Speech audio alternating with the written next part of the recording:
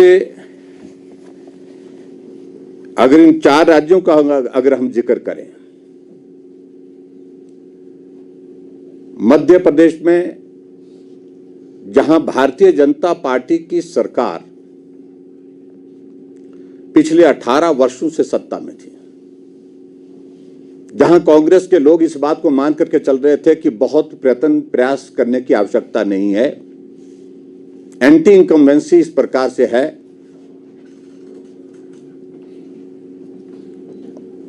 और वहां आसानी से कांग्रेस पार्टी की सरकार बन जाएगी।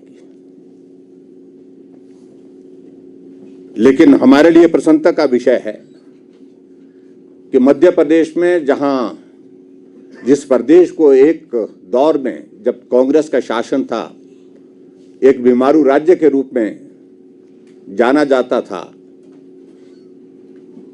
भारतीय जनता पार्टी के 18 साल के शासन में हर क्षेत्र में वहां पर प्रगति हुई और उस प्रगति को ध्यान में रखते हुए और नरेंद्र भाई मोदी जी के नेतृत्व को मजबूत करने की दृष्टि से फिर से भारतीय जनता पार्टी को प्रचंड बहुमत के साथ अपना समर्थन दिया वहां की जनता ने, और इसलिए वहां की जनता का भी हम आभार व्यक्त करते हैं।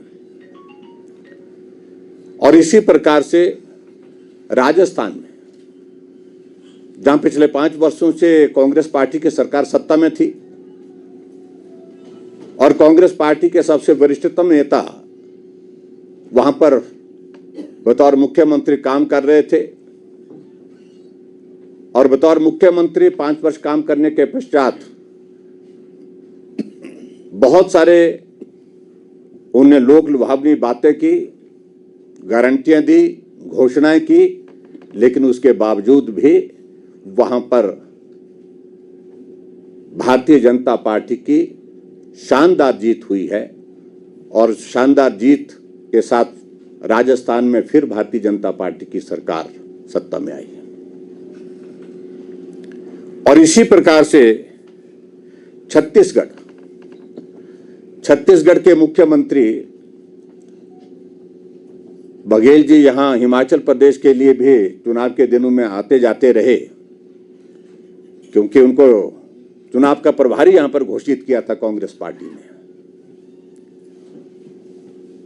और कांग्रेस वाले इस बात को लेकर के बार बार हर जगह कहते छत्तीसगढ़ मॉडल, लेकिन अभी हाल ही में जो चुनाव हुआ और उस चुनाव में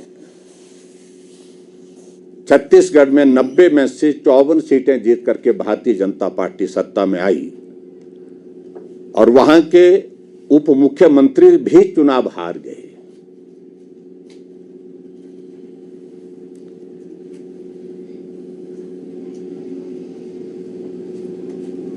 संयोग से मुझे इन राज्यों में जाने का अवसर प्राप्त हुआ।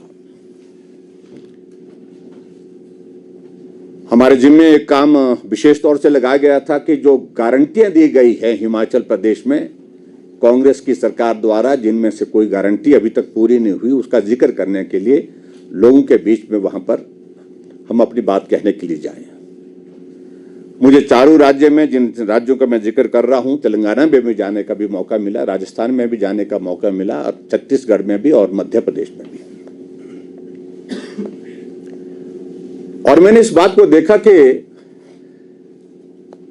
वहां झूठा प्रचार किया जा रहा था, चाहे वो राजस्थान की बात है, चाहे वो मध्य प्रदेश की बात है, चाहे वो छत्तीसगढ़ की बात है। प्रमुख रूप से इन 3 राज्यों में यही कहा जा रहा था कि हिमाचल प्रदेश में हमने 10 महीने पहले, उस वक्त चुनाव का दौर चल रहा था, 10-11 महीने का वक्त उस वक्त हुआ था, जो हमने 10 गारंटी दी थी उनमें से 10 की 10 गारंटी हमने पूरी कर दी। ये कांग्रेस पार्टी के प्रमुख नेताओं के माध्यम से जनसभाओं में भाषण दिए जा रहे थे।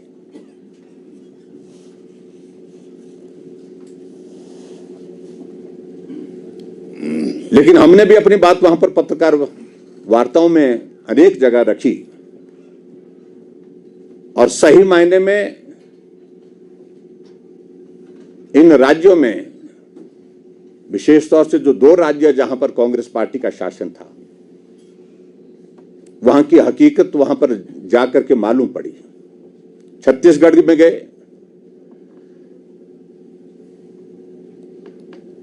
और वहां पर जिस तरह के स्कैम लोगों के सामने थी, छत्तीसगढ़ मॉडल की अगर कांग्रेस वाले बात कर रहे हैं तो मॉडल का अभिप्राय क्या है? वहां बहुत बड़ा कोयले का घोटाला, शराब का घोटाला वहां छत्तीसगढ़ में हुआ है, गोबर घोटाला छत्तीसगढ़ में हुआ है, जो गारंटी का जिक्र यहां पर हमारे मुख्यमंत्री महोदय जी भी कर रहे थे कि छत्तीसगढ़ में 2 रुपए किलो के हिसाब से गोबर खरीदा जा रहा है, उसमें भी घोटाला। और जो ताजा तरीन जो बात वहां पर जो बड़ा मुद्दा बना होता, वो मुद्दा बना हुआ था महादेव ऐप का। यानी कि अगर गूगल में भी उस स्थिति में आप 508 टाइप करें तो महादेव घोटाले का उसमें जिक्र आता है। करोड़ों रुपए का घोटाला।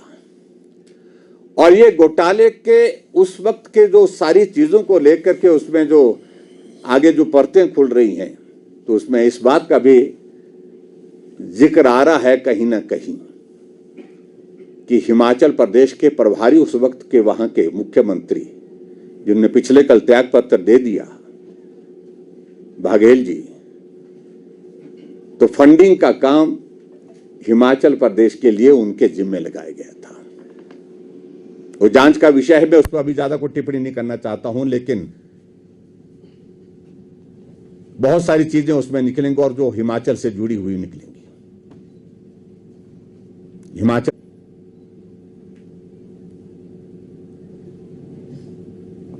लेकिन उसके बावजूद भी कांग्रेस के लोग बोल रहे हैं कि छत्तीसगढ़ मॉडल, चाहे वो हिमाचल प्रदेश की बात है चाहे दूसरे प्रदेशों की बात कहें, जहां इतने बड़े स्कैम हुए, कोयला घोटाला वहां पर हुआ, शराब घोटाला वहां पर हुआ, गोबर घोटाला वहां पर हुआ, और महादेव ऐप का जो घोटाला जो जिसका मैंने जिक्र किया 508, ये तमाम घोटाले के बावजूद भी उसको उस मॉडल को अडॉप्ट करने की बात कर रहे हैं।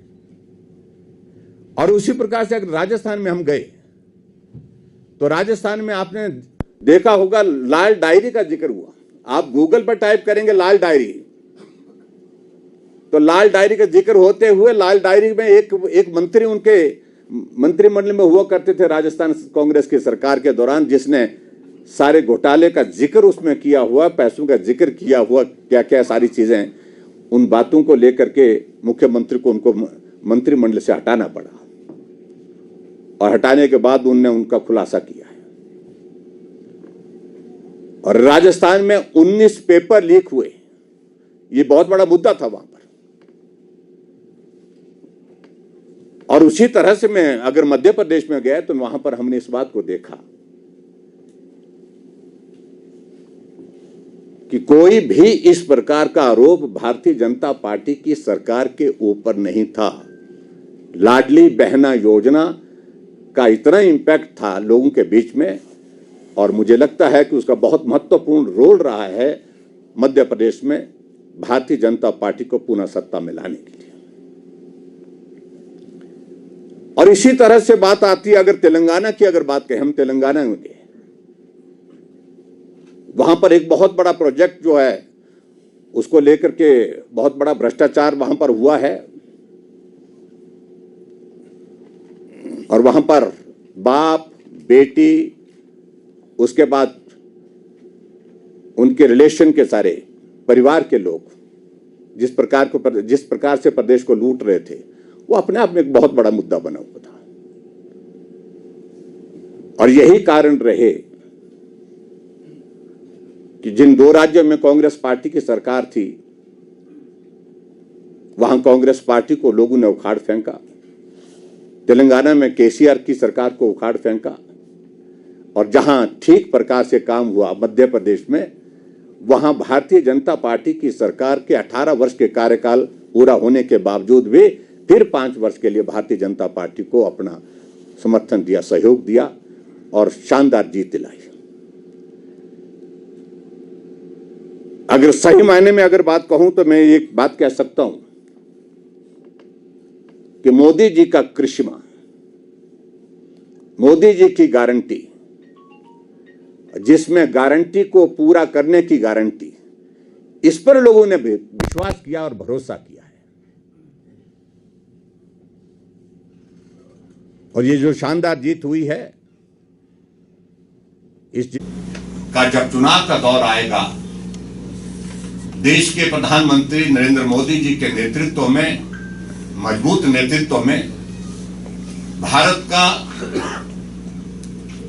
10 साल का भारतीय जनता पार्टी का शासन का कार्यकाल पूरा होने के पश्चात, अगर मैं दूसरे शब्द में कहूं कि एक दशक के बाद दूसरे दशक की शुरुआत होगी, तो कोई ताकत नहीं रोक सकती है। ऐसा हमारा भरोसा है, विश्वास है। जहां तक हिमाचल के संदर्भ में, मैं सिर्फ इतना ही कहना चाहता हूं, हमारे कांग्रेस के लोग बहुत विचलित हुए।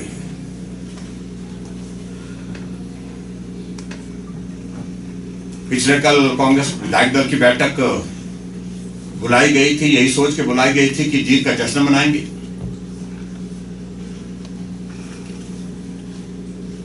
लेकिन जब परिणाम आए तो वो बैठक जो है एक तरह की मातम में बदल गई। हमारे मुख्यमंत्री महोदय जी बार बार इस बात का जिक्र कर रहे थे कि हम 1 साल का जश्न मनाएंगे, और मेरी जानकारी के मुताबिक कांग्रेस पार्टी के ही नेताओं के बीच में कई तरह के प्रश्न अपने आप में खड़े हुए कि कार्यकाल 1 साल का पूरा हो गया, लेकिन जश्न मनाने जैसी कोई बात नहीं, कोई वजह नहीं दिखती है। लगभग 500 लोगों की त्रासदी में बरसात के मौसम में जान चली गई है। हजारों की संख्या में लोग बेघर हो गए। जिस हिमाचल प्रदेश में एक भी व्यक्ति घर के बिना नहीं होता था, आज बेघर हुए। हजारों की संख्या में मवेशी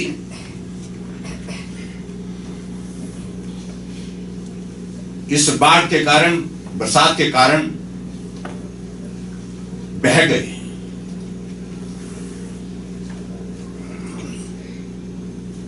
एक साल के कार्यकाल में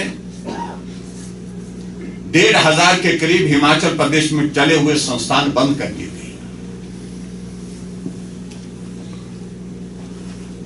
1 साल के कार्यकाल में डीजल की कीमतें 2 बार बढ़ा दी, लगभग 7 रुपए प्रति लीटर के साथ हिसाब से उसमें इंक्रीज की गई। 1 साल के कार्यकाल में दर्जनों फैसले ऐसे हुए जो फैसले लिए गए थे उसके बाद वो बदल दिए गए, पलट दिए गए।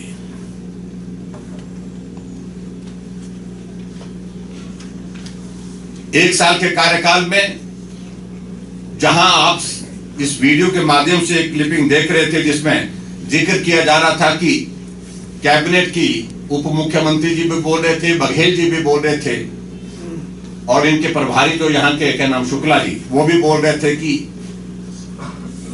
1 लाख नौकरियां निकालेंगे, 5 साल में 5 लाख, और 1 साल की पहली कैबिनेट की पहली बैठक में 1 लाख नौकरियां निकाल दिए जाएंगे। ऐसे पंजाबी में को सत्ती बोल सकते हैं, जी ने बोला कर दी जाएगी।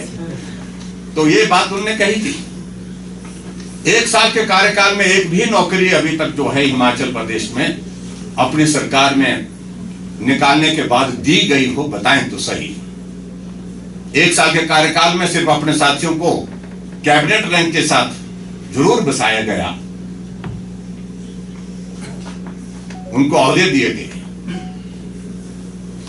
उल्टे हिमाचल प्रदेश में लगभग 10,000 से ज्यादा, 10,000 के करीब वहां पर आउटसोर्स में लगे हुए कर्मचारियों को नौकरी से निकाल दिया।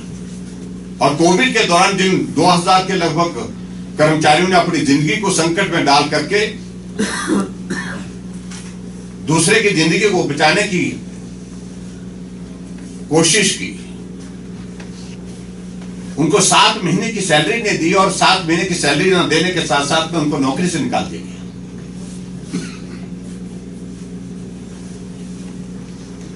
1 साल के कार्यकाल में हिमाचल प्रदेश में चारों तरफ सारे विकास कार्य ठप पड़े। सड़कों का काम बंद, पुल का काम बंद, स्कूल के भवन का काम बंद, हॉस्पिटल के भवन का काम बंद, सब जगह काम बंद पड़ा है, पैसा नहीं है। 1 साल के कार्यकाल में हिमाचल प्रदेश में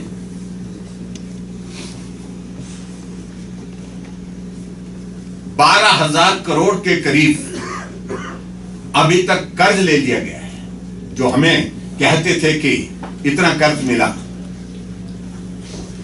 हमको विरासत में, और जो रफ्तार कर्ज लेने की है, अगर आने वाले समय में इस बात को हम देखें, अगर यही रफ्तार रही, हो सकता है ये रफ्तार और तेजी पकड़े। 5 साल का जब कार्यकाल बीत जाएगा तो कितना हो जाएगा? 12 पंजे 60,000 करोड़ रुपए ऋण लेने की नौबत आ जाएगी। इसलिए एक प्रश्न हमारी तरफ से उनके सामने जरूर है कि जश्न किस बात का है, किस बात को लेकर के जश्न में? चारों तरफ तबाही हुई है, चारों तरफ विकास कार्य ठप पड़े हैं, चारों तरफ जो बेरोजगारों के साथ आपने जो नौकरी देने का वादा किया है, उस वादे को पूरा आपने किया नहीं। और हिमाचल प्रदेश पे जो 10 गारंटी दी थी, उन 10 गारंटी में से एक भी गारंटी पूरी नहीं हुई है।